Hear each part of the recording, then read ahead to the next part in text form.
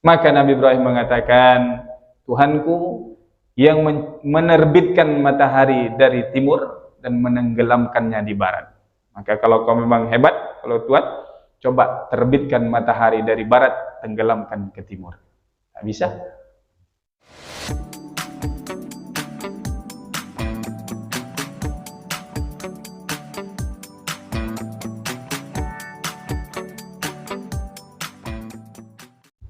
أعوذ بالله من الشيطان الرجيم بسم الله الرحمن الرحيم أحييكم بتحية الإسلام السلام عليكم ورحمة الله وبركاته.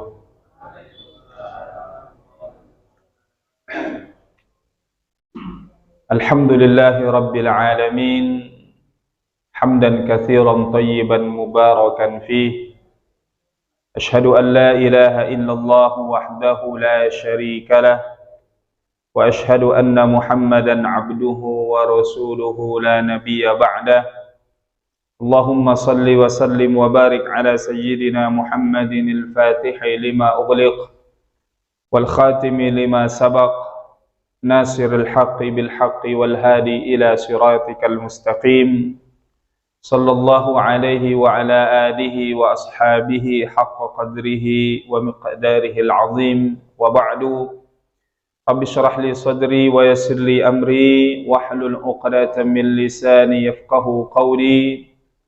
اللهم إنا نسألك علما نافعا وعملا متقبلا ورزقا واسعا حلالا طيبا. اللهم أعنا على ذكرك وشكرك وحسن عبادتك. اللهم إنا نعوذ بك من علم لا ينفع ومن قلب لا يخشع ومن دعاء لا يسمع ومن عمل لا يرفع. سبحان الله وبحمده عدد خلقه ورضا نفسه وزنة عرشه ومداد كلماته. بسم الله الذي لا يضر مع اسمه شيء في الأرض ولا في السماء وهو السميع العليم. رضينا بالله ربا وبالإسلام دينا وبمحمد نبيا ورسولا. Ma'asyiral muslimin, Bapak Ibu sidang jamaah salat maghrib Masjid Nurul Fajar yang dirahmati Allah Subhanahu wa taala. Para orang tua kami yang kami hormati, alim ulama, cerdik pandai, tokoh masyarakat, pengurus masjid dan seluruh jamaah yang hadir di malam hari ini, yang mudah-mudahan kesemuanya kita yang berkumpul di sini senantiasa dalam hidayah dan petunjuknya Allah Subhanahu wa taala. Amin ya rabbal alamin. Alhamdulillah, tentunya di awal kajian sama-sama kita bersyukur kepada Allah, memuji Allah lewat lisan kita sebagai bentuk rasa syukur kita atas nikmat Allah Subhanahu wa ta'ala.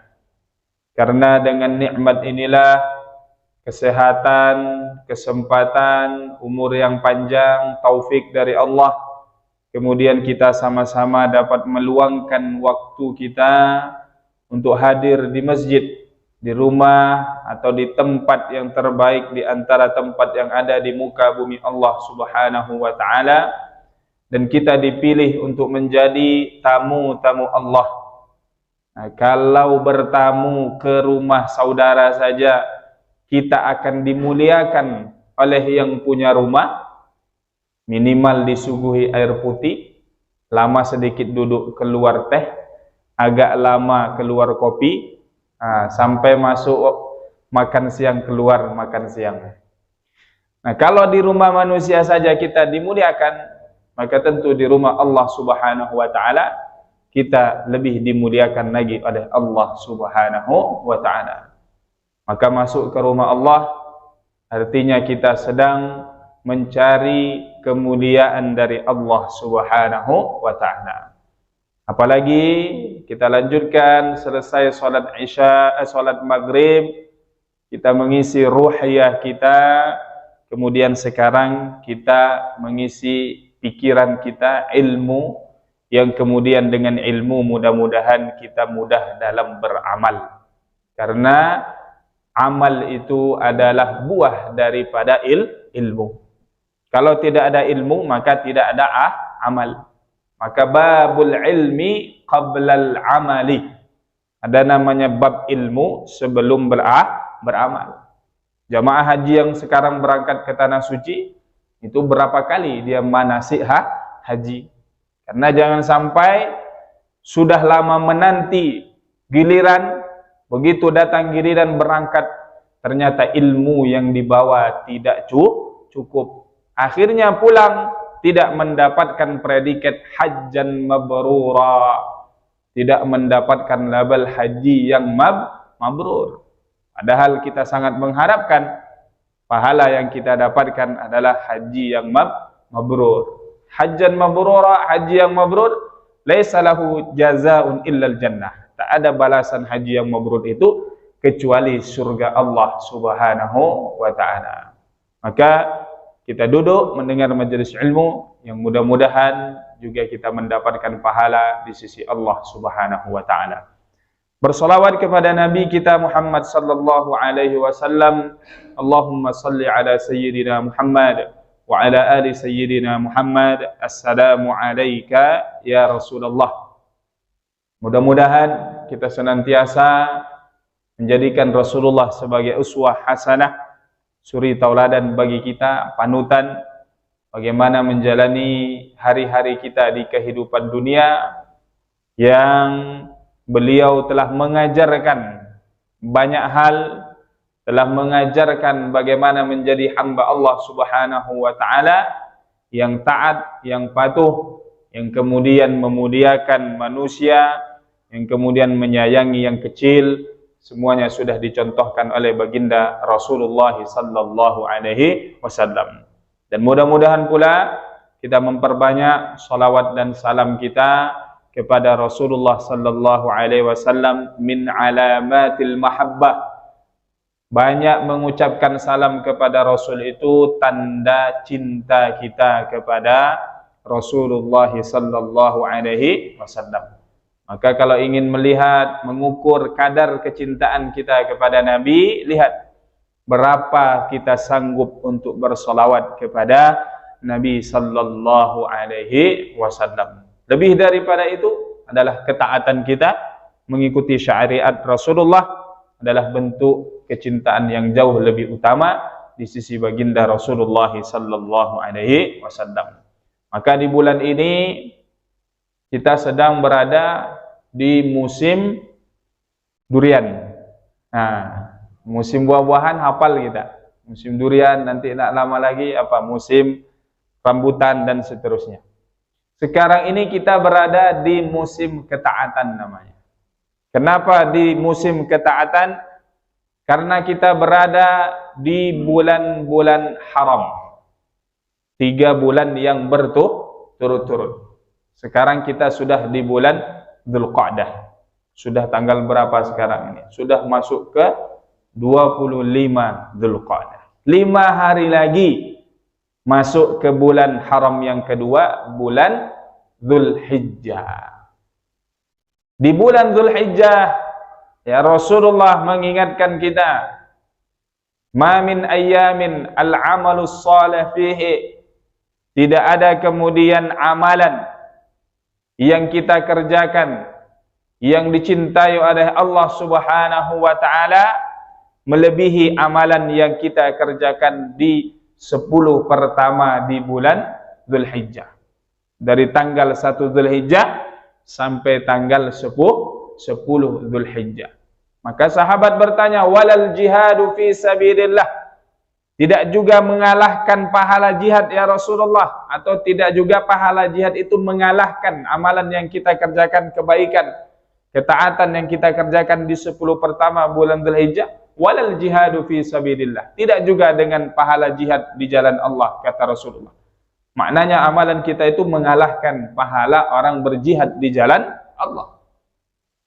Illa rajulun, kecuali kata Rasulullah, ada seorang laki-laki, dia keluar dari rumahnya membawa hartanya, kemudian dia berperang di jalan Allah dan tidak kembali dengan sesuatu apapun. Maknanya hartanya habis di jalan Allah, dia pun meninggal syahid berperang membela agama Allah. Baru itu bisa menyaingi mengimbangi pahala yang kita lakukan di 10 pertama di bulan Dzulhijjah.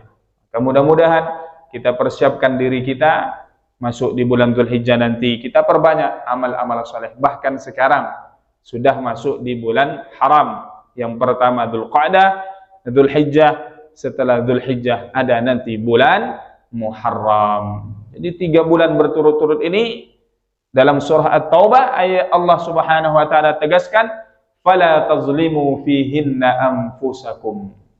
Jangan kalian menzalimi diri kalian ketika berada di bulan-bulan haram ini yang kita sebutkan, Dzulqa'dah, Dzulhijjah, Muharram.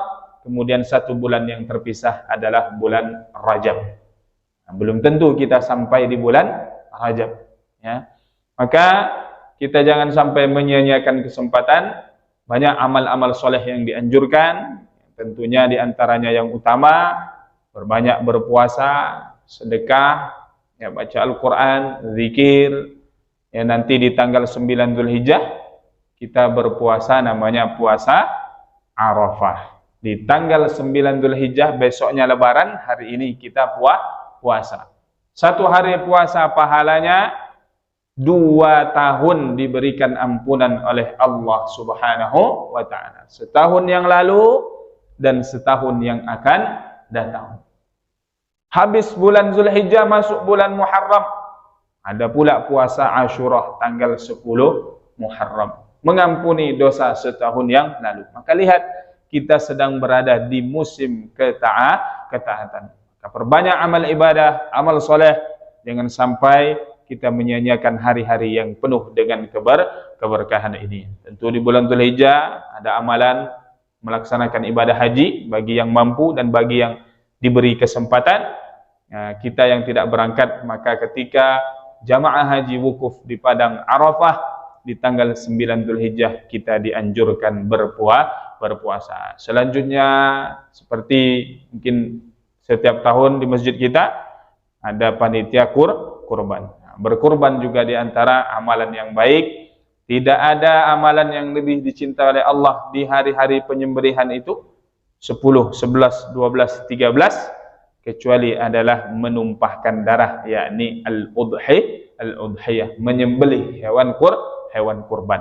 Nah, maka di antara sunnahnya yang sudah berniat akan berkurban di tahun ini, nanti di tanggal 1 Dzulhijjah sudah mulai menjaga dirinya, tidak memotong kukunya, tidak memotong rambutnya. Nah, ini sunnahnya. Tapi kalau ada yang mengerjakannya, dikatakan oleh para ulama hanya makruh saja, tak sampai kepada derajat level haram. Tapi sunnah maknanya ya dianjurkan. Nah, kalau sudah berniat, maka mulai tanggal 1 Dzulhijjah nanti sudah tidak memotong kuku dan memotong rambutnya. Nah, Bapak Ibu yang dirahmati Allah Subhanahu wa taala, di bulan Dzulhijjah itu erat kaitannya. Kisah yang sering kita dengar adalah kisahnya Nabi Ibrahim alaihi salam. Malam hari ini kita bercerita ya tentang bagaimana sosok Nabi Ibrahim alaihi salam. Karena banyak sekali teladan-teladan yang bisa kita tiru, bisa kita contoh dari Nabi Ibrahim alaihi salam. Sebagaimana Allah Subhanahu wa taala ya telah menegaskan kedudukan tinggi atau kemudian bagaimana kedudukan sosok seorang nabi, yakni Nabi Ibrahim alaihi salam. Banyak sekali ayat-ayat Al-Qur'an atau surah di dalam Al-Qur'an yang menyebutkan kisah tentang Nabi Ibrahim. Nanti bisa kita lihat dalam surah Al-Ankabut, dalam surah Al-Baqarah juga ada, Al-Anbiya, Asy-Syu'ara, Az-Zukhruf, An-Nahl, As-Saffat, Al-An'am, Al-Mumtahanah, surah Maryam, surah Taubah, Adz-Dzariyat, surah Hud, Al-Hijr. Bahkan satu surah di dalam Al-Quran diberi nama surah Ibrahim. Maka Nabi Ibrahim seperti yang kita kenal, beliau minal ulul azmi minar rusul. Beliau di antara nabi yang digelar ulul azmi minar rusul. orang yang punya kedudukan, orang yang punya sifat lebih daripada nabi-nabi yang lain. Kenapa?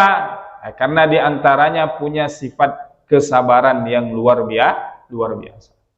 Banyak ujian yang didapati di dalam hidupnya. Maka di antara nabi-nabi ulul azmi minar rasul yang kita kenal, Nabi Nuh alaihissalam. Nabi Nuh berdakwah 950 tahun. Ya, 1000 tahun kurang 50. Alfu sanah illa khamsina am.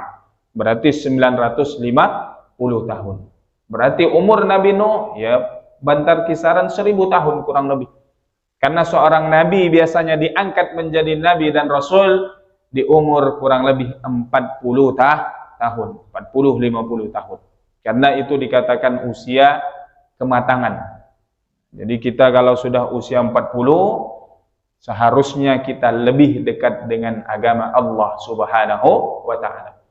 Jangan sampai jadi tua-tua keladi. Makin tua makin jadi. Kalau makin jadi taatnya, ya enggak jadi masalah.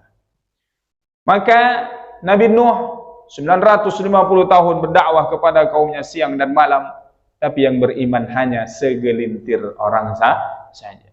Tapi tidak mengurangi ya kedudukan beliau sebagai seorang nabi dan rasul Allah Subhanahu wa taala. Nabi Musa alaihi salam dari kecil sudah dihanyutkan di sungai Nil. Begitu terus dan seterusnya berinjak dewasa. Bahkan Fir'aun dengan kehebatannya, dengan bala tentaranya, dengan singgasana istana dan kekuasaannya disuruh didatangi oleh Allah. Allah menyuruh Nabi Ibrahim dan Nabi Musa dan Nabi Harun untuk datang. Bagaimana bisa? Kekuatan mereka hanya berdua orang untuk mendatangi seorang raja yang zalim, yang kekuasaannya luar biasa. Tapi yakin dengan pertolongan Allah Subhanahu wa taala, berangkat menunaikan perintah Allah Subhanahu wa taala. Banyak ujian yang didapatkan oleh Nabi Musa alaihi salam. Begitu juga Nabi Isa alaihi salam, juga nabi yang kemudian banyak mendapatkan ujian di dalam hidupnya. Bahkan dikatakan Nabi Isa ini nabi yang miskin. Itu bajunya banyak tempelan-tempelannya, ya, robek, dijahit dan lain sebagainya. Tapi beliau nabi yang dimuliakan oleh Allah Subhanahu wa taala, yang diangkat oleh Allah ya, ke sisi Allah Subhanahu wa taala. Dan juga nabi kita Nabi Muhammad sallallahu alaihi wasallam, lebih lagi bagaimana dakwah beliau penuh dengan lika-liku, terusir dari tanah kelahirannya dan seterusnya. Dan Nabi Ibrahim alaihi salam tentunya yang insyaallah sedikit banyak kita sebutkan kisah-kisah yang bisa kita jadikan teladan dalam kehidupan kita. Nabi Ibrahim alaihissalam dikatakan dari jalur keturunan ya Sam bin Nuh, ini dari keturunan anak Nabi Nuh. Karena begitu Nabi Nuh terjadi banjir, ya sudah habis semua. Semua yang selamat cuma yang ikut di atas kapal Nabi Nuh alaihissalam. Maka dikatakan Nabi Nuh ini bapak manusia kedua setelah Nabi Adam alaihissalam. Inna Allah astafa Adam wa Nuhan wa ala Ibrahim wa ala Imran 'alal alamin. Jadi yang disucikan oleh Allah Subhanahu wa taala itu Nabi Adam, kemudian Nabi Nuh, kemudian Nabi Ibrahim. Maka Nabi Ibrahim ini nanti yang kita kenal keturunannya sampai kepada Nabi Muhammad sallallahu alaihi wasallam. Maka Nabi Ibrahim itu disucikan oleh Allah. Lahir dua anaknya, Nabi Ismail dan Nabi Ishak alaihi wassalam. Nah, Nabi Ismail inilah nanti yang cikal bakal keturunannya sampai kepada bangsa-bangsa Arab dan silsilahnya sampai kepada Nabi Muhammad sallallahu alaihi wasallam. Maka disinilah ulama diantaranya mengambil kesimpulan, ya, mengatakan bahwasannya orang tua Nabi sallallahu alaihi wasallam nanti berada di dalam surga Allah Subhanahu wa taala. Kenapa?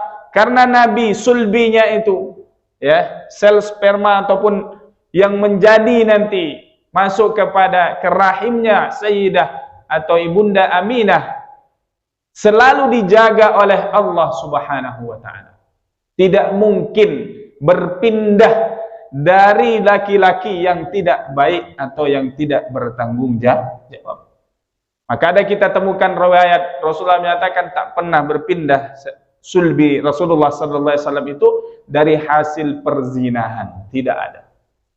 Maka tentulah dipilih oleh Allah Subhanahu wa taala Abdullah bin Abdul Muttalib yang kemudian menjadi ayah daripada baginda Rasulullah sallallahu alaihi wasallam. Maka bagaimana mungkin orang pilihan akan disia-siakan oleh Allah Subhanahu wa taala. Maka Nabi Ibrahim alaihissalam dari keturunan Samih bin Nuh yang kemudian kita kenal, beliau ya lahir di daerah Irak, ya, di negeri Irak yang kita kenal juga ada sebutannya Babel atau Babilonia. Nah, di sanalah kemudian Nabi Ibrahim alaihissalam lahir, hidup di lingkungan keluarga yang menyembah berhala. Bagaimana ayahnya sendiri seorang pembuat patung yang kemudian dijual, dibeli, lalu disembah. Nah, inilah yang kemudian tantangan pertama yang dihadapi oleh Nabi Ibrahim alaihi salam. Apa teladan kita dapatkan Nabi Ibrahim ketika mendakwahi ayah beliau? Tetap menunjukkan sikap yang santun, sikap yang baik, memanggil ayah beliau dengan sebutan ya abati lima ta'bud. Ya abati, ya abati, ya abati. Kan kita dapatkan dalam Al-Quran nanti bagaimana Nabi Ibrahim AS seperti dalam surah Maryam, ya.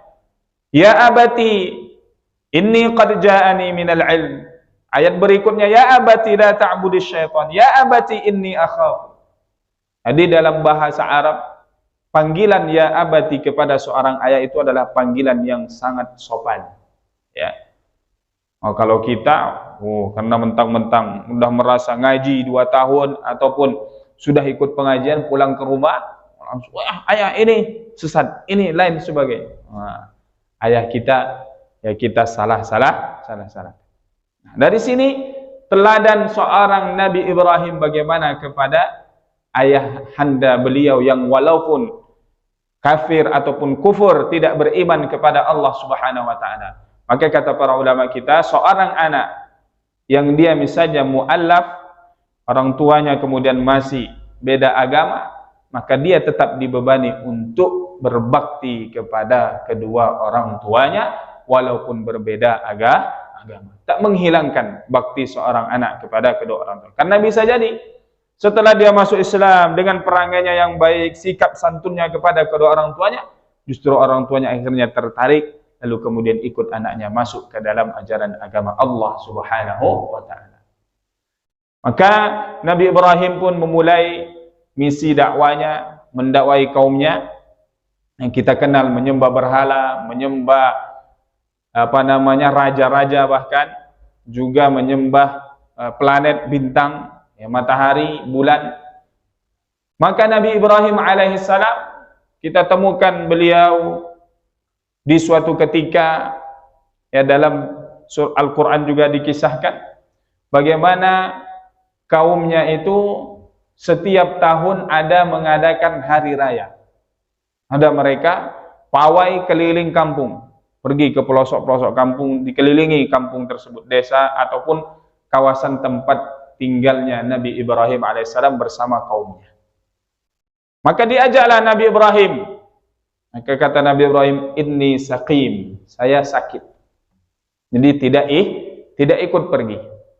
Nah, ini dikatakan oleh para ulama kita bahwasanya Nabi Ibrahim melakukan 3 kebohongan secara zahir, tapi pada hakikatnya tidak melakukan kebohongan. Karena Nabi itu maksum, ya, terjaga dari melakukan dosa. Apa 3 hal yang dilakukan oleh Nabi Ibrahim? Yang pertama tadi, ketika diajak oleh kaumnya untuk ikut berkeliling, Beliau mengatakan saya sedang sakit. Ya, tidak sakit secara zahir, tapi sakit secara bingung dia melihat kondisi masyarakatnya. Kenapa mau menyembah sesuatu yang tidak memberikan manfaat, tidak bisa berbicara, tak bisa mendengar. Tapi kenapa mereka mau menyembah patung yang seperti itu? Mereka buat sendiri, sembah sendiri. Ya. Masa yang kita buat, lalu itu yang kita jadikan Tuhan. Nah, maka ini yang pertama. Jadi Nabi Ibrahim tidak ikut berkeliling bersama orang-orang kampungnya. Yang kedua, apa yang disebutkan oleh Nabi Ibrahim? Nah, nanti ketika penduduk kampung sudah pulang dan mereka mendapati tempat ibadah mereka, patungnya sudah hancur, ya, sudah berantakan, tinggal satu yang besar.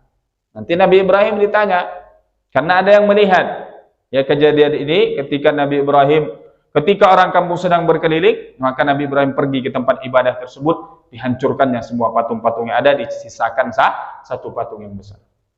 Apa yang ditanya oleh orang kampung, ditanya kepada Nabi Ibrahim, "A'anta fa'alta hadza bi ahlihatina ya Ibrahim?" Apakah engkau yang melakukan ini kepada Tuhan-Tuhan kami wahai Ibrahim? Maka kata Nabi Ibrahim, "Bal fa'alahum kabiruhum hadza." Bukan saya yang membuat itu, nih, ini yang besar yang tinggal dia sendiri nih. Nah, secara zahir nampak Nabi Ibrahim yang berbohong padahal dia yang melakukannya. Nah, tapi itu diajak kaumnya untuk berpikir. Maknanya kira-kira yang besar nih, percaya nggak kalian kalau yang besar ini yang menghancurkan patung-patung kecil yang lain?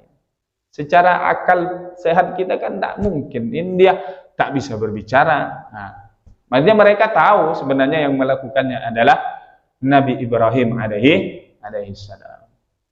Yang ketiga apa? Nanti Nabi Ibrahim ketika pergi ke Mesir, ya, karena Nabi Ibrahim ini banyak berpindah-pindah dari satu negeri ke negeri yang lain. Pergi ke Mesir, Nabi Ibrahim berjumpa dengan Raja Mesir, Fir'aun. Jadi Fir'aun ini bukan nama satu orang. Fir'aun itu gelar untuk raja-raja Mesir. Banyak. Ada Fir'aun yang bertemu dengan Nabi Yusuf, ada Fir'aun yang bertemu dengan Nabi Musa, ada Fir'aun yang bertemu dengan Nabi Ibrahim alaihissalam. Nah, Raja Mesir waktu itu dia senang mengambil istri orang. Wah, jadi dia bukan senang mengambil anak gadis, dia senang mengambil istri orang. Jadi kalau ada laki-laki yang sudah menikah, mana istrinya diambilnya.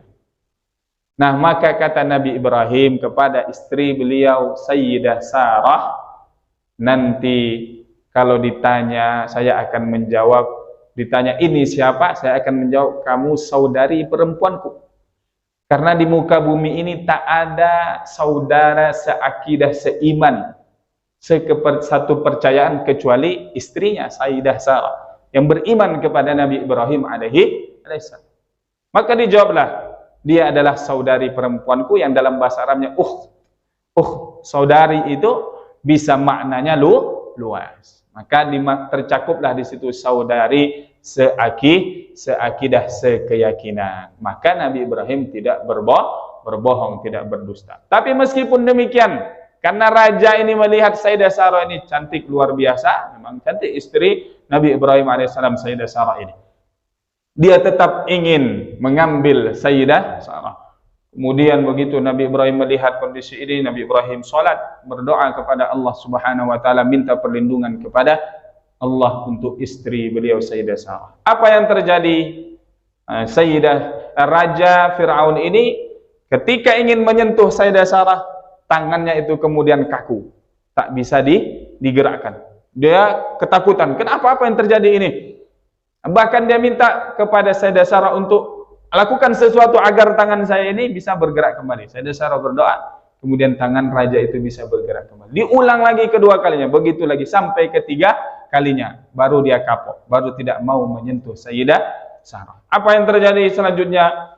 Hanya dia bilang, bawa perempuan ini, dia bukan manusia, dia ini setan. Kasih dia pelayan, suruh melayani dia. Nah, siapa yang dikasih pelayan itu? Dia adalah Sayyidah Hajar. ibu yang nanti akan menjadi ibunya Nabi Ismail alaihi salam. Maka Nabi Ibrahim istrinya 2. Ibu-ibu bahaya kalau sebut istri 2 nih. Jadi Nabi Ibrahim punya Sayyidah Sarah, lalu kemudian Sayyidah Hajar. Nah, setelah mendakwai kaumnya di negeri Irak, tak ada yang mau beriman. Bahkan Nabi Ibrahim ketika setelah disidang itu diikat, lalu kemudian dibakar hidup-hidup. Kita tahu kisahnya, dibakar, dimasukkan ke dalam api yang menyala-nyala. Datang malaikat Jibril, alaka hajah, apakah ada keinginanmu yang ingin kau sampaikan, ada hajatmu untukku wahai Nabi Ibrahim? Kata Nabi Ibrahim, kalau dengan engkau tidak ada, tapi dengan Allah iya. Jadi Nabi Ibrahim hajatnya bukan kepada malaikat Jibril, tapi langsung hajatnya kepada Allah Subhanahu wa ta'ala. Maka Nabi Ibrahim dimasukkan ke dalam api sambil membaca hasbiyallahu wa ni'mal wakil, hasbiyallahu wa ni'mal wakil. Cukup Allah Subhanahu wa ta'ala yang menjadi pelindung bagi Nabi Ibrahim alaihi salam. Dan ini zikir juga yang dianjurkan kita baca setiap hari. Hasbunallahu wa ni'mal wakil, ni'mal maula wa ni'mal nasir, hasbiyallahu ni'mal wakil, ni'mal maula wa ni'mal nasir. Oleh yang mana yang kita baca. Masuk ke dalam api karena kehendaknya Allah Subhanahu wa ta'ala, api yang seharusnya membakar tidak dirasakan panas apapun oleh Nabi Ibrahim alaihi salam. Maka keluarlah firman Allah Subhanahu wa ta'ala, perintah Allah, ya naru kuni bardan wa salaman ala Ibrahim. Wahai api, jadilah kau dingin dan berikanlah keselamatan kepada Nabi Ibrahim. Maka disebutkan dalam kisah, Nabi Ibrahim tidak terbakar apa-apa kecuali tali yang mengikat tangannya. Lepas ikatan itu Nabi Ibrahim di dalam kobaran api itu salat kepada Allah Subhanahu wa ta'ala. Ayahnya yang melihatnya mengatakan, ni'ma, sungguh suatu nikmat yang dimiliki oleh Nabi Ibrahim, dia punya Tuhan yang melindunginya. Ibunya melihatnya juga menangis dan meminta kepada Nabi Ibrahim untuk berdoa kepada Allah agar ibunya tidak dibakar oleh api, tidak tersentuh oleh api. Dan Nabi Ibrahim berdoa, turun ibunya, kemudian memeluk Nabi Ibrahim alaihissalam, dan ibunya juga tidak terbakar oleh api. Ada yang mengatakan kurang lebih 40 hari atau 40 hari sekian Nabi Ibrahim di dalam api tersebut dan tidak terbakar sedikit pun. Kenapa? Karena Nabi Ibrahim bersama Allah Subhanahu wa ta'ala. Maka ini yang harus kita miliki, at-thiqatu billah, keyakinan yang kuat akan Allah Subhanahu wa ta'ala. Bahasa kita sudah putus, ya, yakin kita itu sudah selesai. Kita percaya dengan janji Allah Subhanahu wa ta'ala, tapi kita banyaknya ini modelnya masih ada ragu-ragu. Nah, ini pahalanya begini, kadang dikerjakan, kadang tidak. Nah, itulah kita manusia lemah, ya. Tapi Nabi Ibrahim punya keyakinan yang utuh, yang kokoh kepada Allah Subhanahu wa ta'ala. Tidak mempan dibakar api, keluar. Terdengar kisah ini oleh seorang raja yang berkuasa waktu itu, Raja Namrud. Dipanggil Nabi Ibrahim, ditantang. Siapa Tuhanmu? Ya. Alam tara ila alladhi hajja Ibrahim fi rabbih an atahu Allahul mulk. Ya, ketika datang kemudian kepada raja ini ditanya, siapa Tuhanmu? Qala rabbiyal ladzi yuhyi wa yumit. Tuhanku yang menghidupkan dan mematikan, kata Nabi Ibrahim. Wah, kalau sebegitu saja saya juga bisa, kata Raja Namrud kan. Panggil 2 tahanan yang sudah divonis akan dihukum mati. Didatangkan 2 orang itu, satunya dipenggal, satunya dibiarkan hidup. Lihat, saya juga bisa. Yang ini saya buat hidup, yang itu saya buat mati. Nah, kata Nabi Ibrahim melihat ini, oh ini orang tak bisa diajak dialog apa seperti ini. Maka Nabi Ibrahim mengatakan, Tuhanku yang menerbitkan matahari dari timur dan menenggelamkannya di barat. Maka kalau kau memang hebat, kalau Tuhan, coba terbitkan matahari dari barat, tenggelamkan ke timur. Tak bisa.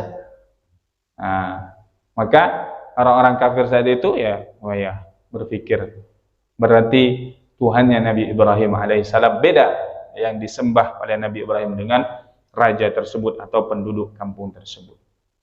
Lalu kemudian apa yang terjadi? Akhirnya Nabi Ibrahim hijrah pergi ke daerah Syam. Ya, Syam ini dulunya 4 negara yang sekarang terpisah: Palestina, Syria, Lebanon, Jordan. 4 negara ini dulunya masuk daerah kawasan namanya Syam. Dan Syam, kata baginda Rasulullah, ardul mahsyari wal mansyar, tempat nanti akan dibangkitkan manusia ya setelah terjadinya kiamat. Ke sana Nabi Ibrahim mengatakan juga menyampaikan dakwah di sana. Kemudian setelah dari Syam, Nabi Ibrahim menuju negeri Mesir. Nah, itu tadi kisah yang kita dapatkan. Sampai di sana juga mengajak. Lalu kemudian setelah dari Mesir kembali ke Palestina. Ya, balik ke Palestina. Nah, tadi karena Nabi Ibrahim diberikan ya seorang wanita untuk ikut pelayan, yakni Sayyidah Hajar. Sampai di Palestina, Sayyidah Sarah melihat bagaimana Nabi Ibrahim ini sangat ingin punya keturunan. Akhirnya kata Sayyidah Sarah, itu perempuan nikahi, maknanya ya, jadikanlah juga sebagai istri. Akhirnya kemudian lahirlah Nabi Ismail dari Sayyidah Hajar. Tapi namanya wanita, perempuan, ya sisi manusiawinya tetap ada. Cemburu Sayyidah Sarah melihat Sayyidah Hajar yang sudah punya keturunan, karena Nabi Ibrahim tentu ya juga senang karena sudah punya seorang putra. Akhirnya kata Sayyidah Sarah, bawa dia pergi tempat lain, jangan di sini. Akhirnya dengan mendapatkan wahyu dari Allah, Nabi Ibrahim pun pergi ke daerah gurun pasir yang tandus yang kita kenal daerah Makkah Al-Mukarram. Dibawalah ke sana, ditinggalkan di tempat gunung yang tandus itu. Ketika akan meninggalkan anak dan istrinya, Sayyidah Hajar mengatakan, kenapa kita pergi ke sini? Bertanya kepada Nabi Ibrahim, tidak sanggup memberikan jawaban apa-apa. Ketika sudah berjalan pergi, Sayyidah Hajar mengatakan, Allahu amaraka bihadza. Apakah Allah yang memerintahkanmu untuk membawa kami ke tempat yang tidak ada tanda-tanda kehidupan ini? Di tanah yang gersang, tak ada penduduk, tak ada air, tak ada pepohonan. Maka Nabi Ibrahim menoleh mengatakan, na'am, iya, Allah yang memerintahkan untuk membawa kalian ke tempat ini. Maka Sayyidah Hajar pun mengatakan, idzan la yudhayyuna Allah. Kalau demikian maka Allah tidak mungkin menyia-nyiakan kami, menyia-nyiakan kita walaupun di tempat padang tandus ini. Dari keyakinan seorang istri kepada suaminya, kepercayaan yang luar biasa. Maka ini juga jadi iktibar, pelajaran bagi seorang istri kepada suaminya. Yakin insyaallah sesuatu itu selagi baik dan itu menjadi keputusan seorang suami, maka insyaallah akan mendapatkan ridha Allah Subhanahu wa taala. Maka disitulah dimulai kisah bagaimana kemudian setelah beberapa hari perbekalan Siti Hajar dan putranya Nabi Ismail kecil waktu itu habis kurma dan air dan lain sebagainya, dan sudah kehausan. Apa yang dilakukan Sayyidah Hajar, tahu suaminya seorang nabi, tidak serta-merta langsung, ya Allah turunkan makanan dari langit, tidak. Tapi ada namanya sa'yun, ada usaha. Al-akhdhu bil asbab, mengambil sebab untuk sampainya sesuatu itu kepada kita, maka kita harus berusaha. Ya, ikhtiar. Maka apa yang dilakukan? Dia berjalan, berlari, naik ke Bukit Safa, memanggil, adakah orang di sini ada yang bisa memberikan pertolongan, bantuan? Berlari lagi ke Bukit Marwah, begitu juga sampai 7 kali dari Bukit Safa ke Bukit Marwah. Inilah yang kemudian menjadi syariat, namanya mas'a, tempat kita bersa'i. Sa'i artinya berusaha. Setelah 7 kali tak mendapatkan apa-apa, dia mendengarkan ada suara di dekat putranya, yakni Nabi Ismail. Ke sana akhirnya ternyata melihat ada seorang laki-laki, yang itu adalah malaikat Jibril alaihi salam, yang kemudian menghentakkan kakinya, keluarlah air dari bawah Nabi Ismail alaihi salam, yang kemudian disebut dengan air Zam-Zam. Yang dikatakan makna Zam-Zam itu adalah terus menerus keluar, tak ada berhenti. Maka air itu sampai sekarang masih ada dan menjadi tanda kebenaran agama Allah Subhanahu wa taala yang dikisahkan dalam Al-Qur'an yang kemudian disebutkan disampaikan oleh baginda Rasulullah sallallahu alaihi wasallam, menjadi keyakinan bagi kita bahwa agama kita ini adalah agama yang benar. Maka kemudian lanjut kisahnya pasti kita akan sampai nanti bagaimana Nabi Ismail sudah beranjak dewasa, ya. Nabi Ibrahim kadang di Palestina bersama istri Sayyidah Sarah, kadang kemudian ke Mekah bersama Nabi Ismail alaihi salam. Nah, ketika kembali ke Palestina, Nabi Ibrahim suatu ketika mendapatkan tamu. Kedatangan tamu, lalu kemudian min adati, kebiasaan, ya, Nabi Ibrahim alaihissalam memuliakan tamu, dan kita juga diajarkan oleh Rasulullah, man kana yu'minu billahi wal yawmil akhir falyukrim dhaifah. Siapa yang beriman kepada Allah dan hari akhir, maka hendaklah memuliakan tamunya. Tanpa kenal siapa yang datang, Nabi Ibrahim langsung menyembelih seekor anak sapi. Jadi kalau sapi ini masih anaknya kecil-kecil tuh, dagingnya tuh lebih enak, ya. Maka disembelih, dihidangkan. Tapi sudah dihidangkan, Nabi Ibrahim melihat kok tamunya enggak dimakan hidangan ini. Nah, kita kalau ada tamu, kita sudah kasih hidangan tak dimakan, nampak cedek buruk nih. Nampaknya dia ini ada niat jahat, niat yang tak baik tamu. Takut di akhirnya Nabi Ibrahim alaihissalam. Lalu kemudian tamu ini mengatakan, tidak usah takut. Ketika masuk tadi, tamunya mengucapkan salamun. Dijawab sama Nabi Ibrahim, salamun. Nah, ini juga adalah syariat tentang bagaimana mengucapkan salam. Ini juga dilakukan oleh Nabi Ibrahim alaihissalam. Siapa yang datang itu adalah malaikat Allah Subhanahu wa taala. Maka tentu malaikat dia tidak makan dari makanan yang disuguhkan oleh Nabi Ibrahim alaihissalam. Malaikat ini menyampaikan, saya diutus untuk kemudian memberikan, ya, hukuman kepada kaumnya Nabi Lut alaihi salam.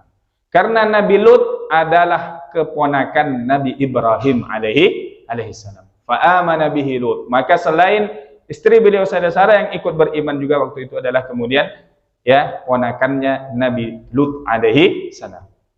Berjumpa Nabi Ibrahim dengan Nabi Lut. Nabi Lut disuruh untuk kemudian mendakwai kaum Sodom yang ada waktu itu, tapi tidak mau kemudian mengikut ajaran ataupun tidak mau menghentikan dosa yang belum dilakukan dosa umat sebelumnya, yakni suka kepada sesama jenis. Dan ini seolah-olah, ya, sejarah berulang sekarang muncul, ya, dan sudah semakin menjadi. Maka mudah-mudahan ini menjadi perhatian bagi kita jaga anak-anak kita. Maka kata ibu-ibu sekarang, ya, lebih khawatir, ya, suaminya diambil laki-laki lain daripada perempuan lain. Ya, bahaya ini kalau ini terus menjadi-jadi. Nah, ini ancaman bagi generasi kita. Maka malaikat ini menyampaikan, kami diutus untuk kaumnya Nabi Lut. Maka Sayyidah Sarah mendengar ini tertawa, tersenyum. Maknanya akhirnya kemudian Allah yang mendatangkan, ya, hukuman untuk kaum yang melakukan perbuatan yang sangat luar biasa, dan juga tertawa karena dikabarkan bahwasannya Sayyidah Sarah akan melahirkan anak namanya Ishak. Nanti anaknya Ishak itu ada anaknya bernama Yakub. Nah, inilah kemudian Nabi Ibrahim, Nabi Ishak, Nabi Yakub. Nabi Yakub inilah kemudian yang disebut dengan Israel. Maknanya hamba Allah yang keturunannya dinamakan Bani Israel. Anaknya Nabi Yakub 12. Istrinya juga 2 Nabi Yakub. Ya. Di istri yang pertama anaknya 10, istri yang kedua anaknya 2. Dari anak yang 2 itu satunya adalah Nabi Yusuf alaihi salam.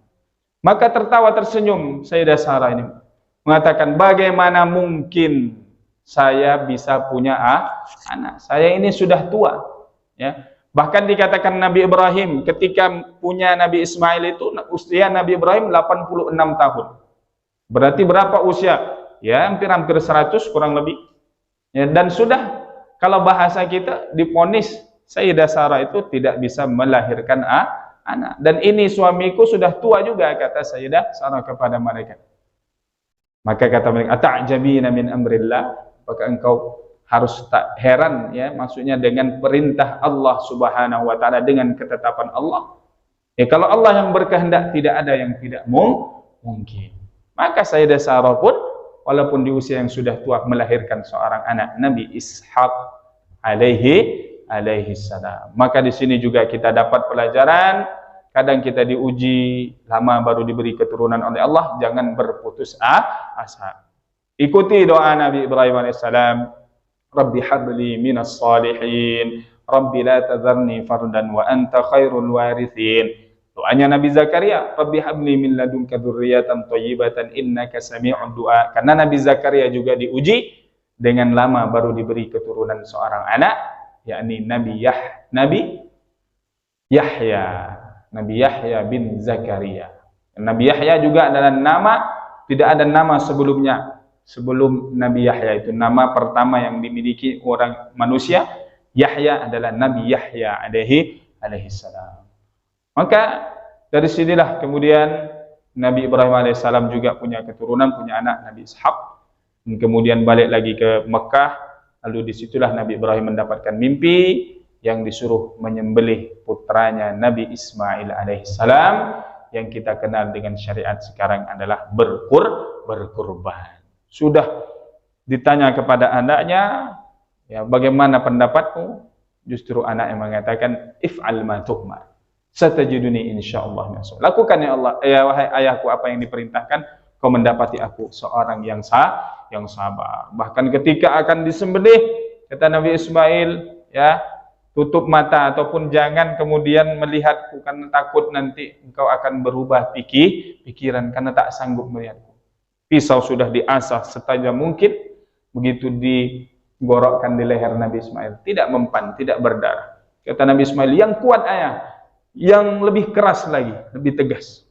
Begitu juga tidak mempan. Akhirnya tidak lama berselang, datang kemudian kibas, ataupun seekor domba yang putih, yang gemuk. Nah, maka dianjurkan diantaranya kalau berkurban cari sapi atau hewan yang berwarna putih lebih utama. Tapi tidak jadi masalah, warna apa saja, putih, kuning, hitam, ya abu-abu dan lain. Nah, disinilah kemudian kita dapati Bapak Ibu yang dirahmati Allah Subhanahu wa taala, bagaimana Nabi Ibrahim alaihissalam banyak penuh kisah-kisahnya, ya.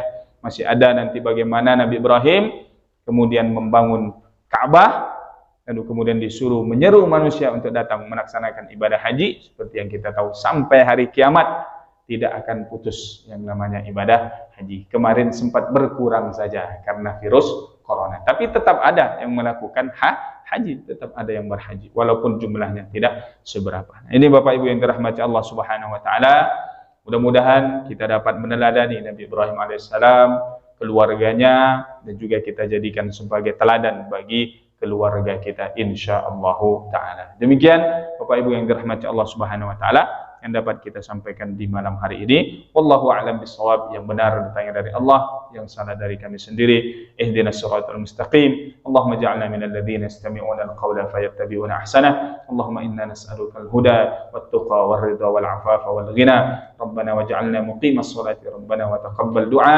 Rabbana atina fid dunya hasanah wa fil akhirati hasanah wa qina 'adzaban nar. Wa sallallahu ala sayyidina Muhammad wa ala alihi wa sahbihi ajma'in. Walhamdulillahi rabbil alamin.